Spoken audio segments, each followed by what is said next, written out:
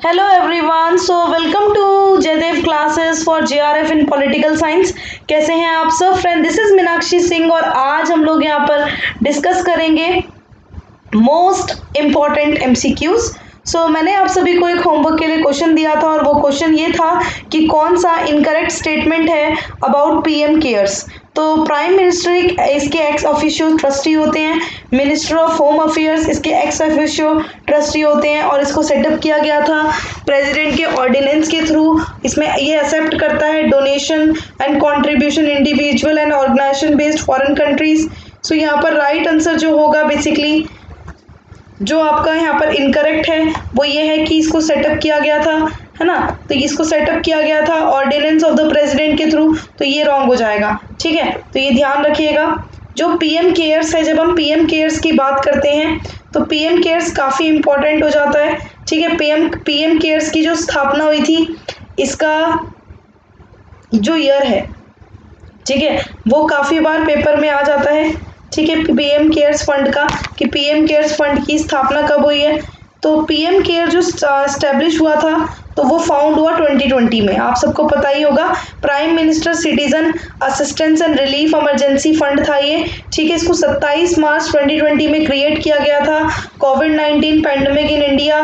और जो इसके मेंबर हैं तो अमित शाह हैं, निर्मला सीतारमण हैं, राजनाथ सिंह हैं। ठीक है, और इसके जो चेयरमैन होते हैं ना, तो चेयरमैन कौन होते हैं? चेयरमैन इसके प्राइम मिनिस्टर होते हैं, तो ये ध्यान रखना। और इसका जो हेडक्वार्टर है पीएम केयर्स का, तो वो कहाँ पर है? वो इसका हेडक्वार्टर न्यू दिल्ली में है। ठीक है, तो ये चीज़ ध्यान रखना। तो बेसिकली अगर हम पीएम केयर्स फंड की बात करें तो जो इसको बनाया गया था, है ना, तो ये जो डॉक्यूमेंटेशन है concerning establishment PM cares fund, तो ये पब्लिकली अवेलेबल अंटिल दिसंबर 2020।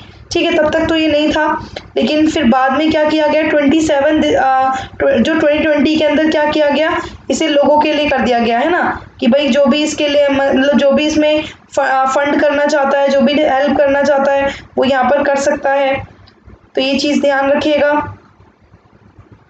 जो पीएम केयर्स फंड है तो इसको registered as a public charitable trust. ठीक है, तो पीएम केयर्स फंड जो रजिस्टर्ड है ना, वो पब्लिक चैरिटेबल ट्रस्ट के तौर पे रजिस्टर्ड है। और यहाँ पर अगर आप देखोगे तो इतना ये याद रखना, और इसमें ना ये ऑर्डिनेंस के थ्रू नहीं बना था, ये बेसिकली आप देखो तो इसमें ना काफ़ी सारे एक्ट्स भी आ जाते हैं। एक तो state emblem of India act 2005 का है। ठीक है, तो ये ध्यान रखना। चलो आगे चलते हैं। आई होप इतना आप लोगों को क्लियर हो गया होगा।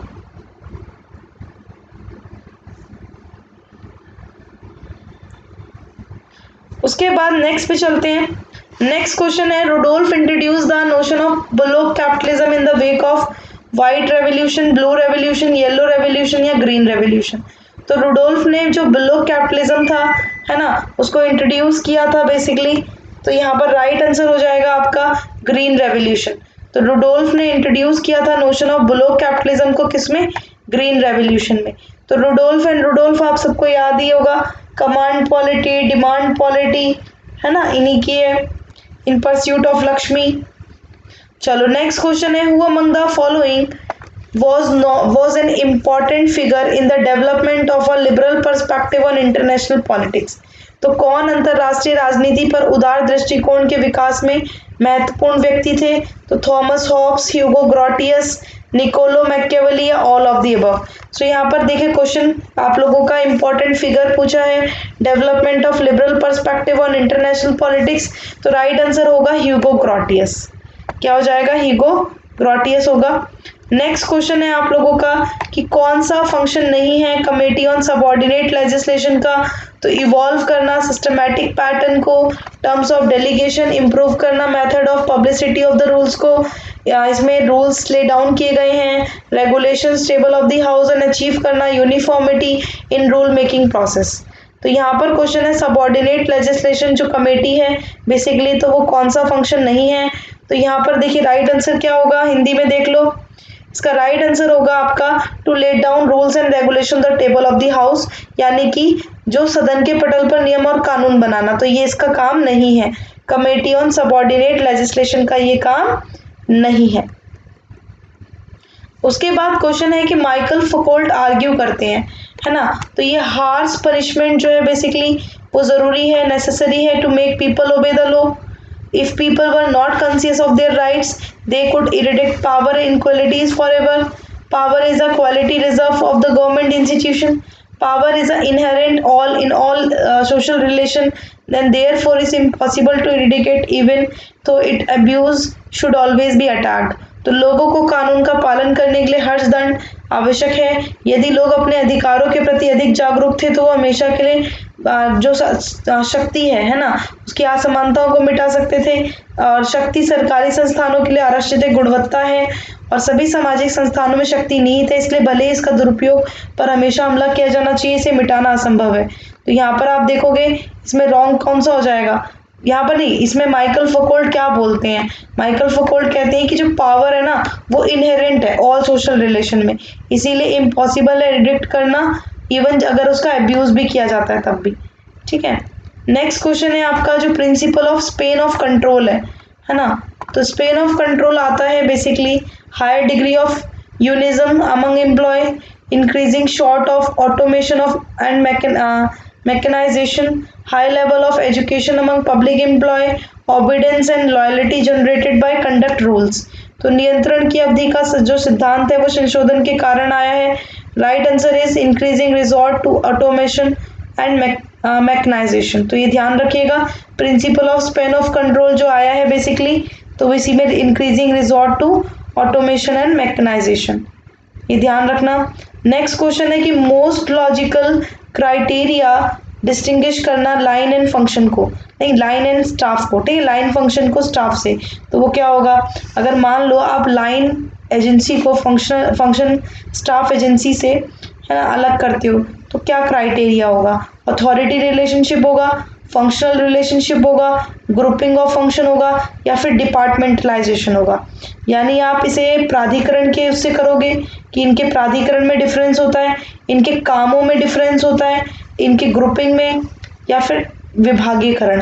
तो आप सबको पता है इनका काम अलग होता है ना, 3 तरीके के आप लोगों की एजेंसीज होती हैं, एक तो लाइन एजेंसी, दूसरी स्टाफ एजेंसी और तीसरी ऑक्सिलरी एजेंसी। लाइन एजेंसी में मिनिस्ट्रीज आती हैं गवर्नमेंट की, स्टाफ एजेंसीज में आपकी basically staff agency line agency को असिस्ट करती है, like NITI Aayog, planning commission, है ना, फॉर्मल प्लानिंग कमीशन, तो ये, और आपका पीएमओ हो गया, प्राइम मिनिस्टर ऑफिस हो गया, तो ये क्या करती हैं, ये बेसिकली लाइन एजेंसीज को असिस्ट करती हैं, बिल्कुल करती हैं। और ऑक्सिलरी एजेंसीज कौन सी होती हैं, ऑक्सिलरी एजेंसीज प्रोवाइड करती हैं हाउस कीपिंग सर्विस लाइक कि यूपीएससी हो गया, एसपीएससी हो गया, है ना, कर्मचारी देती है गवर्नमेंट को, तो ये ध्यान रखना। चलो नेक्स्ट क्वेश्चन है कि मैच करना है आपको, यहाँ पर चिपको मूवमेंट है, नर्मदा बचाओ है, आरटीआई है और इंडिया अगेंस्ट करप्शन है। तो यहाँ पर आप लोगों के लीडर्स दे रखे हैं, मेधा पाटकर, सुंदरलाल बहुगुणा, अन्ना हजारे, अरुणा रॉय। अब देखिए यहाँ पर आप लोगों के ये कोड्स दे रखे हैं, चिपको का क्या होगा, चिपको का सुंदरलाल बहुगुणा, है ना, नर्मदा बचाओ का मेधा पाटकर, आरटीआई का अरुणा रॉय और इंडिया अगेंस्ट करप्शन का अन्ना हजारे। तो क्या होगा, सी का 4 है ना, सी का 4 यहाँ पे भी है, ए का 2, यहाँ पर राइट आंसर बी हो जाएगा। क्या हो जाएगा, right answer is option number B, yes correct है ना। चलो अब ये क्वेश्चन आप लोगों का होमवर्क के लिए है कि कौन सा इसमें से करेक्ट है स्टेटमेंट गवर्नर के बारे में। ठीक है, governor shall hold office during the pleasure of the president. फिर कहता है ओथ और affirmation by the governor in schedule 3, governor has no legislative power. और जो इनकी विवेकी शक्तियां होती हैं यानी डिस्क्रिशनरी पावर जो गवर्नमेंट की होती है वो मेंशन है कॉन्स्टिट्यूशन में। नीचे कोट्स दिए हुए हैं आप लोगों को, आई होप ये कोट्स नजर आ रहे होंगे। आंसर करिएगा कमेंट बॉक्स में, राइट आंसर क्या होगा। काफ़ी सारे बच्चे आंसर करते हैं, बहुत बढ़िया, इसी तरह से आंसर करिए। ठीक है, और डेली मेरी plus and special classes Unacademy पे हो रही है। प्लस कोर्स आने वाला है, स्पेशल क्लास 4 PM हो रही है, जो भी स्टूडेंट आना चाहते हैं आ सकते हैं। इसके अलावा वॉरियर टेस्ट जब होगा आपको बता दिया जाएगा। रिवीजन सीरीज एमसीक्यूज पर होती है, पॉलिटिकल साइंस पर 4 PM। Mock test Sunday Wednesday है, आज शाम को रात में 8 बजे आप लोगों का मॉक टेस्ट है, लाइव मॉक टेस्ट है। लाइव मॉक टेस्ट यानी महामुकाबला होगा स्पेशल वर्सेस प्लस स्टूडेंट्स के बीच में, देखते हैं कौन जीतता है। ठीक है, practice until you master it, weekly full mock test हो रहे हैं और प्लस सब्सक्रिप्शन आइकॉनिक सब्सक्रिप्शन ले सकते हो। यूज करिएगा कोड मीनाक्षी लाइव, 10% ऑफ पाइएगा आप लोग। ठीक है, मीनाक्षी लाइव जरूर यूज करना। पेपर 1 पेपर 2 की तैयारी आज ही अनअकैडमी के साथ स्टार्ट कर सकते हैं। Thank you and thanks for watching. Bye bye to all, thank you.